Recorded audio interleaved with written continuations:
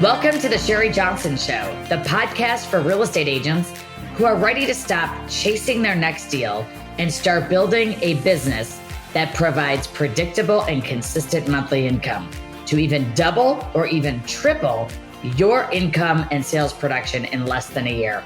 I'm Sherri Johnson, international real estate coach, speaker, consultant, and the creator of the exclusive Goldmine Pipeline strategy that's helped thousands of agents add over 6 figures to even 7 figures to their bottom line. If you're ready to generate more leads, crush your income goals, and finally play the long game, you're in the right place. Let's dig in.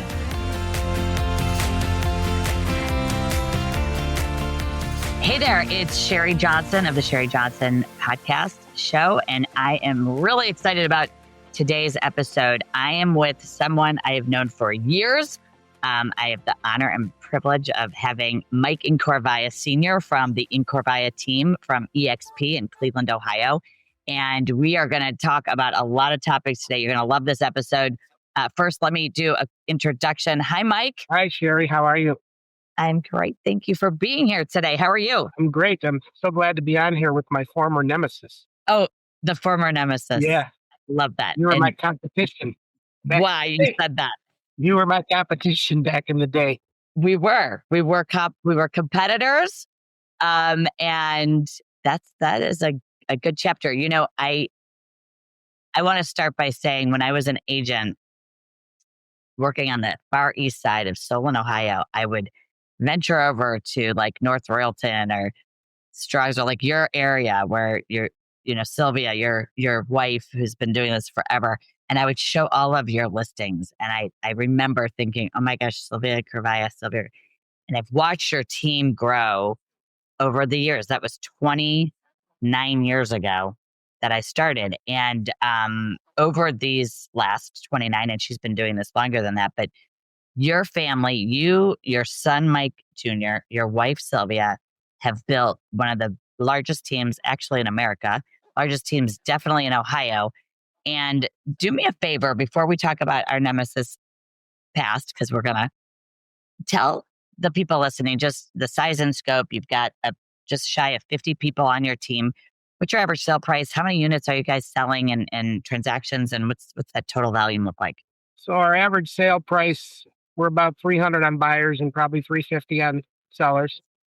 We'll do probably going to hit 400 this year. Volume will end up being, we're at 128 million right now, so probably 140, 145. We're at 47 agents. Our goal in the next 2 years is to get to 100. The more agents we have, the better chance you have for success. In the many, you find the few. Well, it's been fun to watch. And now I get to, when I saw you last fall and you said, what are you doing here? Oh my God. I couldn't believe you came walking through that door, that you're the only person who came through that door. And it was like, what the heck? Sherri Johnson, what are you doing here? I know. And you did say that. And I clearly wasn't there to be a keynote speaker or anything. I was there for the party. Our paths have now crossed in such a great way. So for years, you have built this team and those numbers are amazing. And people listening are saying, I'm trying to build a team. I'm trying to get out of production and have more of the production come from my actual team. What were some of the key moves that you can look back over the years and say, this is what we did, Sherri, and it changed the trajectory of our team? Like, what would you say? Let me go back to the complete beginning. I was an insurance agent for 35 years. I got my real estate license in 2003. Sylvia was licensed in 95. So in 03, I said, let me go get my license. I will help you run a buyer, hold an open house, because she was getting to the point where nobody would help her in her office because she was in a traditional office and everybody thought they competed with each other. So, and I always I did her marketing and paid the bills and ran the business. And then when I got my license, I came aboard just to help her continue to grow the business. And we were just building her brand. And then in 2006, we were invited to look at the KW opportunity here in Strongsville. Keller Williams, when they open a market center, they offer top agents ownership. So we got to be owners in the Strongsville office. And what happened was the day we left her former company, the manager kept all of her listings. So I was very angry. So I started going to open houses every Sunday and telling people about this great new business model that was out there that was pretty new to our area. As you remember, you were with that company that a lot of our agents were coming to a new business model. So I was then invited to be the operating partner of the Westlake Keller Williams office. That's I had right. never sold a house. To this day, I've never written a contract. I've listed properties, but I've never written a contract. But I've been licensed for 22 years now. And so I got to be the operating partner of the Westlake office, which wasn't doing that great at the time. I think we had about 45 agents. And I took over in January of 2008, and we grew it to 250. Yeah. And I sold that market center in 2015.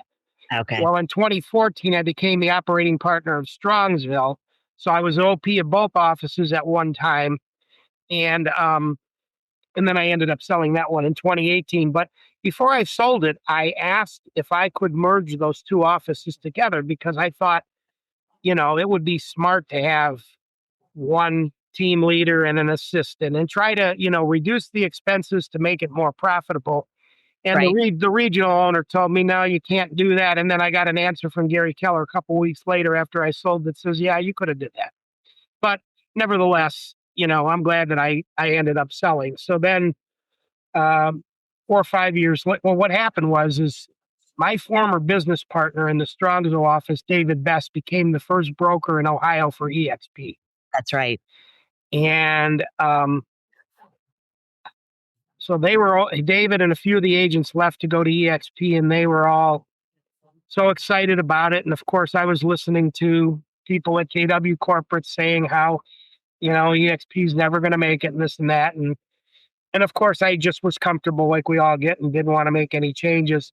But I got to the point where I could not sleep at night thinking, am I passing up another opportunity for Mike Jr. and some of the young people on our team? Because EXP model is just KW taken to the next level. I mean, all of the expenses of a franchise and a region and everything have been eliminated. And the revenue now goes to the agents. I mean, company's running on 10% basically, company dollar. Half of the revenue goes to build the pool for revenue share, and the other half goes to run the company. And they're only able to do that because they don't have bricks and mortar as a company. But we as our team, we have a physical location. We own our own office. And I Yeah. think that you have to have a physical location today because agents still want to come and be involved in something, but you've got to have value to bring them in. So every Monday and every Wednesday, we got something going on here. On Mondays, we have this thing called Money Making Mondays where the agents come in and figure out how to do marketing and things like that to help them move their business forward. And then on Wednesday, we have group coaching. And we're getting, I think yesterday we had 25 people here. And, Nice. most of the bigger companies with 200 or 300 agents don't even have 25 people coming to their weekly team meetings anymore. But they're coming in, they're getting value and, a little bit of accountability that we do, some goal setting. How'd you do this week? What were you going to do? What did you do? And it's been working really well. I have a lady on our team by the name of Laura Justice. It made her our team leader. Laura was my broker when we owned the Strongsville KW office, Mm-hmm. and she was a MAPS coach at Keller Williams for years. She was a coach of productivity coaches, so she's been the perfect fit for our team. It takes her, me, Mike Jr., and Sylvia all to run this monster. Yeah. Because the agents are always, questions and things going on, and they're calling all the time. So it takes all of us to run it, but it's working very well. It is. It is. And so you mentioned the difference. You hinted at a little bit of the difference or can you elaborate on sort of the difference between a profit share model at a former company versus the EX share model? Well, I could tell you that I had over 600 people in our profit share tree at KW. And profit sharing obviously comes after profit, and revenue share comes before expenses. And the only way that EXP can do it is because they've eliminated all the expenses of owning a region and owning a market center and having all the local leadership and the bricks and mortar. But anyway, our profit share, which we still receive because it's guaranteed for life. Now, I don't know how many people are still in that tree. I'm sure it's less than it was when we left. Mhm. I have about 60 people in our rev share pool, and the rev share and the profit share are almost equal. There's months when rev share has been more, there's months when profit share has been more, but we're just basically getting started. I mean, it takes about $1 million a year or more to run these market centers. That's $1 million in expenses that has to be paid before anything is shared with the agents. But this business model, I mean, when I'm talking to an agent that's 35 or 40 years old who's selling 35, 40 units a year, I'm telling them, number one, you would be an icon agent with EXP, which means you're going to get your cap back in stock every year. At $16,000, you amortize that over 20 years, even at a very low rate of return. You're going to be sitting on $300,000, $400,000, $500,000 in a Morgan Stanley account that would have otherwise went to your broker in the past. So if you're not building, and Sherri, you and I have been in this long enough to know how much it's been tilted towards the agent. I mean, back in the day, I remember, and I'm sure you do too, when the agents weren't even allowed to put their cell phone number on their sign. All right, hold on. I have to stop you right there. So in 1996, when I got licensed, and I didn't realize I was just a year after Sylvia, when I got licensed and I was working for that great company, Smythe Kramer Company. It was amazing. And I put my listings in, I was paying for advertising, and I put my sign up, and I put my phone. I was one of the first people in our company to put my sign writer up with my phone number and not the office. And did that cause a problem? And I was like, what? I don't understand this. And, obviously later, 10 years later, I became a manager, and I really quickly understood that the phone calls were coming to the office, obviously, so that the on floor duty, who was probably at a 50-50 split back then, would pick that sign call up, and they'd sell the house, and the house would make more money, which, obviously I became the queen of doing that. I'm never going to say that I didn't do that. I was the queen of brokerage top line revenue. Because I was literally one of the first people. Robert Goldman and I put our signs up. We had our phone numbers on them, and did we cause it was bad. Like, everybody was freaking out, and I'm like, I paid for the ad. Why wouldn't I do it? So when you talk about personal marketing, where the shift went from the legacy brands, all of them, literally, whether they're independent or franchise, the shift did go to the agent, and that personal marketing was off and running. And I think agents began to increase their personal referrals. I think they began to spend more money on ads and leads. And of course, they wanted their name on the sign with their phone number. So that's a hallmark. I just remember causing the problem. I remember listen to this. We put an internet line in a router, a modem, for high speed internet. That's how old I am. I was the one who was deciding what commission program Sylvia would go on, because at her former company, they had 1 million of them. You could go on 100%, pay a monthly fee or whatever. She went on a plan that was pretty good, but it also paid for all of her ads in the local newspaper, the Plain Dealer, every Sunday. Yep. All of a sudden now that company decides they're not going to advertise in the paper anymore, which you were at the other company, which helped you guys tremendously. So me and Sylvia and top producer out of North Royalton and Barbara Wilson all met at Barbara Wilson's office with the president of that company. And we all said, what's going on? Well, we're going to put the money in the internet. And I go, okay, you're going to put the money. What does that mean?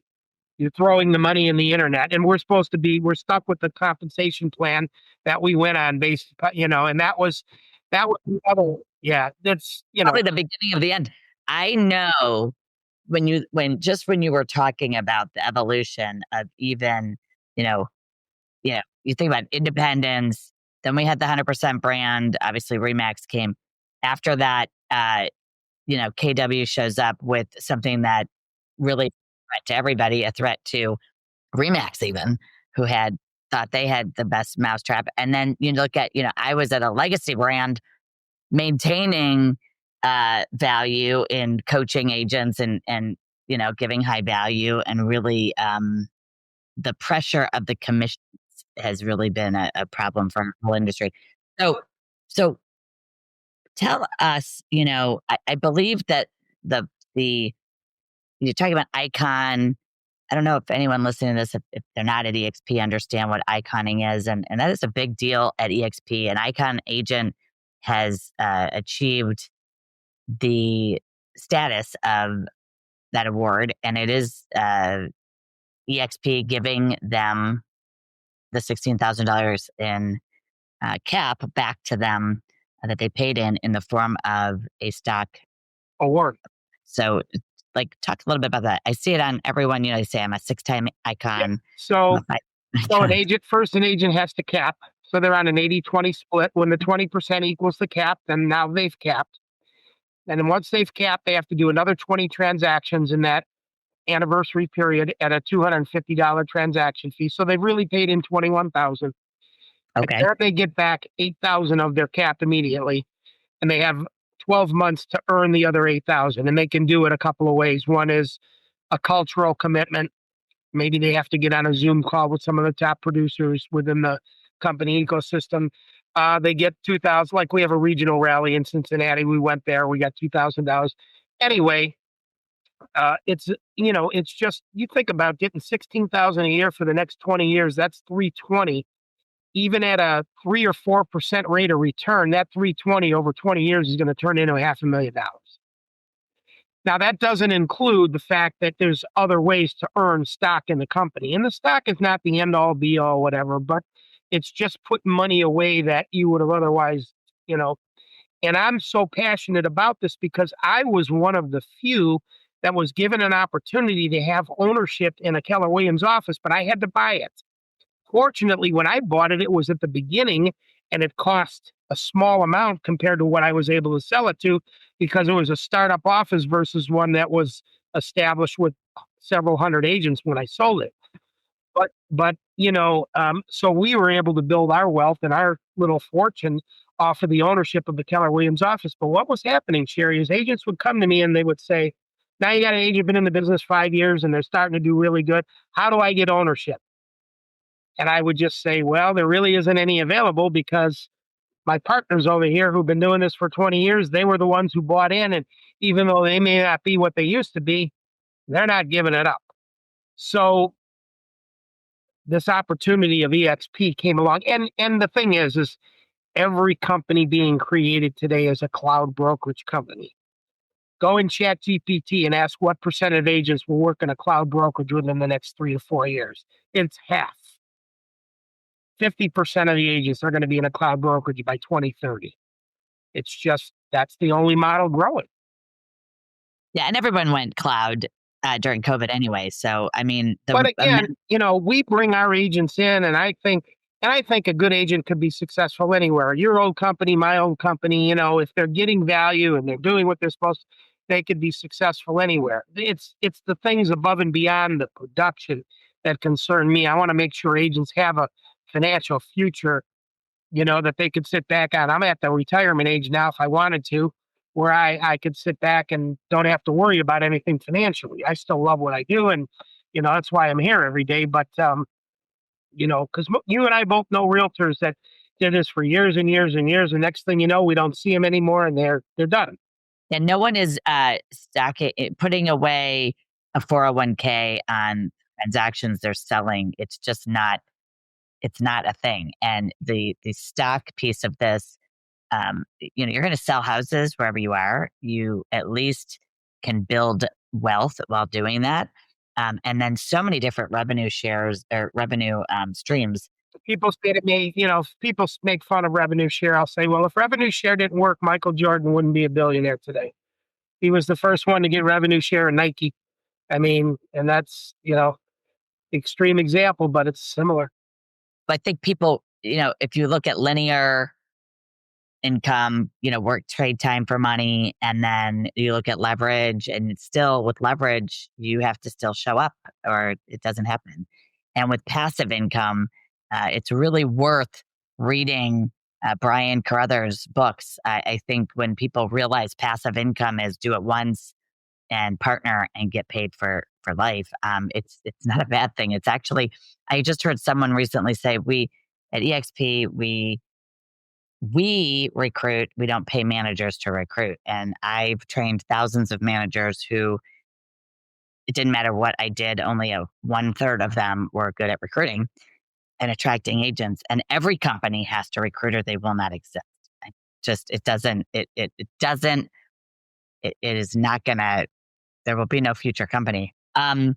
One of the things that I love about when I hear agents talk at EXP about is this collaboration versus competition. And when you were talking about the top agents giving back, and I know there are 80 hours of training, masterminds, coaching, literally masterminds on every single topic anyone could go into in EXP University. But can you elaborate on what you like and have you seen what you've seen in the last few years you've been at EXP with collaboration? Yeah, I haven't done a whole lot within the enterprise system that we have, but I've always been somebody who's reached out to people. My favorite person, obviously, at EXP is Tina Call. Love her. We've had her here in Cleveland. I run a mastermind every other month for agents with all different companies. I've had Tina on a Zoom. I had Leo on a Zoom. Tina's been there a couple of times. I mean, she is just one of the most knowledgeable. I mean, when you meet Tina Call in person, you feel like you've known her forever. She's just that person. She's really, really, really, really great. She was on my podcast, actually. Yes, She's I remember that. In fact, that's why I think you and I talked, because I commented about it. I love Tina. I think she's great. We're going to have her back here, hopefully in April or May, to do a big event here. I had Kendall Bonner on a Zoom. And then I also had a couple top producing female agents from KW with Tina on one of the Zooms. Young lady out of Charlotte and one out of Sarasota that are doing really, really well. So I've always liked to just reach out to people and find out what they're doing, because sometimes you think, our problem here in Cleveland is our sale price. If I had the sale price that they have in some other areas doing 400 units a year, we'd be in a whole lot different situation. But, it is what it is. it's definitely it is our market. Yes. What advice? So my original question, and people listening are trying to build a team. They're looking at, do I keep going the team route and be profitable? It's a hard one for some people. What do they need to do to have that like pivotal moment where the flywheel is going and the team is producing and they can build a big team like you have done with? It's taken us a long time to get as big as we have, and our margins are a lot different than other teams. I pay a really good split because I just think that agents, they're always looking at splits. So you've got to offer some really great value, and you have to have a good, successful business before you can even start thinking about a team, because that's what requires the leverage, and then that's where you start building it from. It's gotten to the point now where I think it's either you have a really big team or a really small one where everything is, controlled by you. And, and we've gone the big route, and we're more of a brokerage than a team. But, That's right. A half of the team is really engaged in what we're doing. The other half is just out there kind of doing their own thing. And that's fine. As long as they don't do anything to get us in trouble legally, which none of them do, it's been really good. But I really think that you got to have a big team today in order to, maintain your profit margin. For people out there that are not at EXP with the team, what are the 3 best reasons for them to consider looking at the EXP model, do you think? I think that, first of all, if you have a big team and you're a mega team, the caps are very, very good. We have a mega team. You have to do so much. You have to have a minimum of 11 people and do $40 million minimum, and your team caps are only 4,000 for your team members. But the other reasons is the collaboration that you can, get whatever group you join in. There's people there that are always willing to share. And we had some of this at KW. The thing about Keller Williams is it was hard to get any information. And you never got really any recognition on the big stage there unless you were in MAPS coaching. Okay. It's a little different over here. But, I think people should be coming here for the revenue share on top of the stock opportunity. Because I remember joining KW when we had about 100 and maybe 100 agents in Cleveland. There's over 2,000 now, and eventually EXP is going to be the same way. You know it better than anybody, Sherri. You've seen it all too. Oh my gosh. There's a massive movement for sure. Yeah. Individual agents right now that are looking at change or looking at, the math matters. Can you explain, there's a little bit of a confusion on. Yeah, you have a saying, and I agree with you about the forever split. Most companies that don't have caps, even if you're on a 90-10, if you're doing 10, 15, 20 million, that 10% can be pretty substantial. I'll never forget when we joined KW back in 06, Sylvia was on a 78% split, which back then it was pretty good. Yeah. But that 22% equated to 90 grand. And all I did was, being the outsider at the time, just running my insurance business, I said, 90 over there, 21 over here, I could use $69,000 to do additional marketing to help grow the business. I think agents don't want to move because they think it's going to disrupt their business. So when we bring agents over, we do everything in our power to make their transition as smooth as possible. Because it can be uncomfortable. When we came to EXP as a big team, they had a concierge service that, it was easy. Right. I know Frank Panuto, and he speaks so highly of you. Frank and his entire team at EXP. It's the math is shocking, and I loved the company I sold at. I loved the company that bought the company I worked at. I remember thinking I'm paying over 6 figures, and I questioned it. I also had the belief system that, it was a mutually beneficial partnership at the time, and I don't regret it. It is what it is.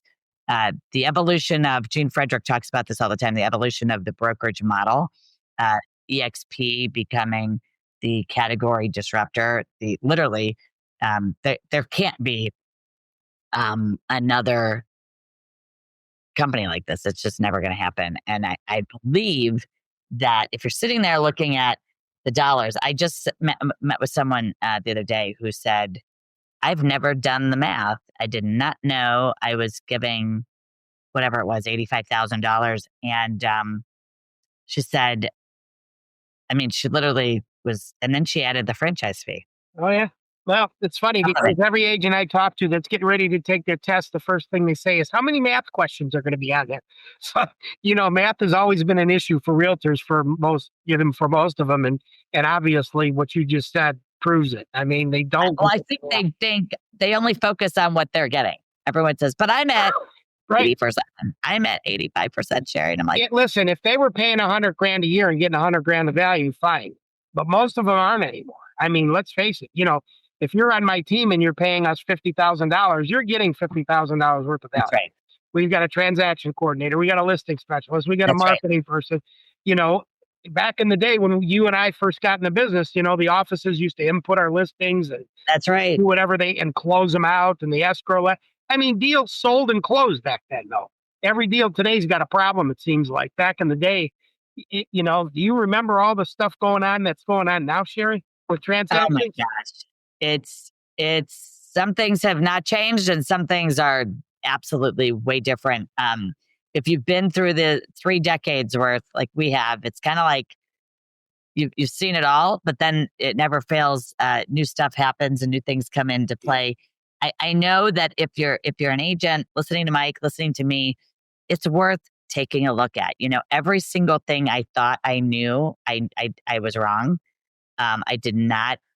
I knew how to counter, right? Recruit. I could keep everybody. I mean, you said I was your nemesis. I literally. You were tough. You were definitely a tough one for sure. And I mean, you were the most loyal person to your company that I've ever known at that company, and you did a great job. And I mean, people loved you out here. And it's It was a great run, and it was one of the greatest things in my career history. well, and I'm sure it helped propel you to where you are today.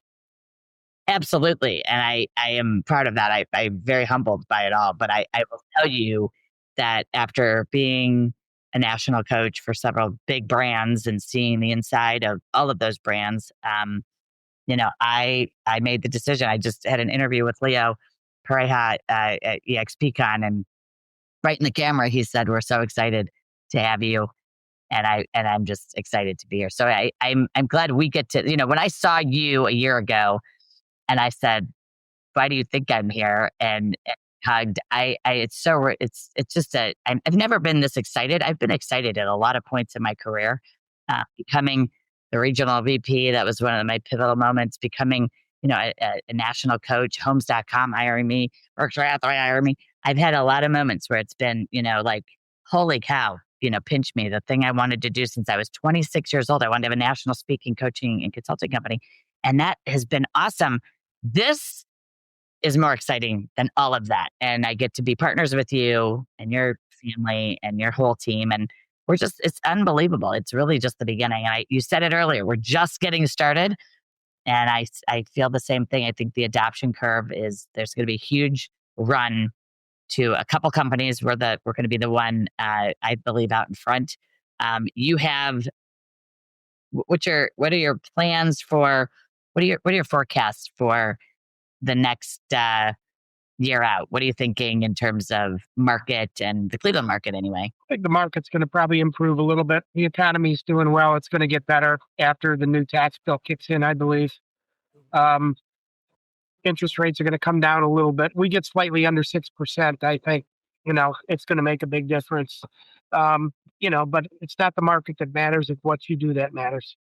Yeah. Every agent needs to take action, take massive action, download my Goldmine pipeline, get busy. The future is yours to take. And I say this every single day of my life. It's like high energy, high results. If you are not taking action and making the most, doesn't matter what's going on, outside noise, what are you doing to make sure your pipeline is full and make sure you have business 3 months from now and 6 months from now?